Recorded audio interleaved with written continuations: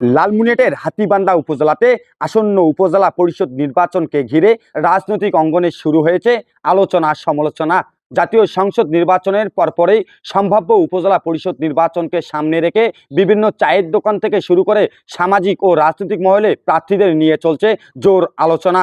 ইতিমধ্যে সম্ভাব্য চেয়ারম্যান ও vice chairman পদে প্রার্থীদের পক্ষে তাদের সমর্থিত নেতাকর্মী ও সমর্থকরা সামাজিক যোগাযোগ মাধ্যম বিশেষ করে ফেসবুকে বিভিন্ন পোস্টের মাধ্যমে নাম প্রকাশ করতে শুরু করেছেন। তবে এখন পর্যন্ত কেউ আনুষ্ঠানিকভাবে নিজেকে প্রার্থী হিসেবে ঘোষণা করেননি, যদিও এক দুজন সম্ভাব্য প্রার্থী আকার ইঙ্গিতে নিজেদের অবস্থান জানান দিচ্ছে বলে স্থানীয় সূত্রে জানা গেছে। এদিকে সম্ভাব্য প্রার্থীদের তালিকায় আলোচনায় উঠে এসেছে সিঙ্গিমারি ইউনিয়নের কৃতি সন্তান ও এনসিপি লালমনিরহাট জেলা যুব শক্তির সদস্য সচিব মোশাররফ হোসেন।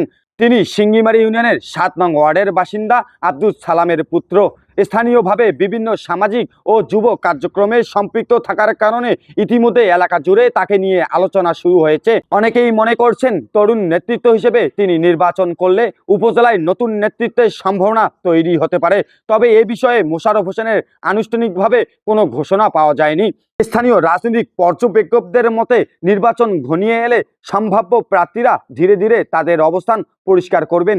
উপজেলার রাজনৈতিক অঙ্গনে এখন একটাই প্রশ্ন, শেষ পর্যন্ত কে কে আনুষ্ঠানিকভাবে প্রার্থী হচ্ছেন এবং নির্বাচনের মাঠে কেমন প্রতিদ্বন্দ্বিতা গড়ে ওঠে সেটি দেখার অপেক্ষায় রয়েছেন সাধারণ ভোটাররা।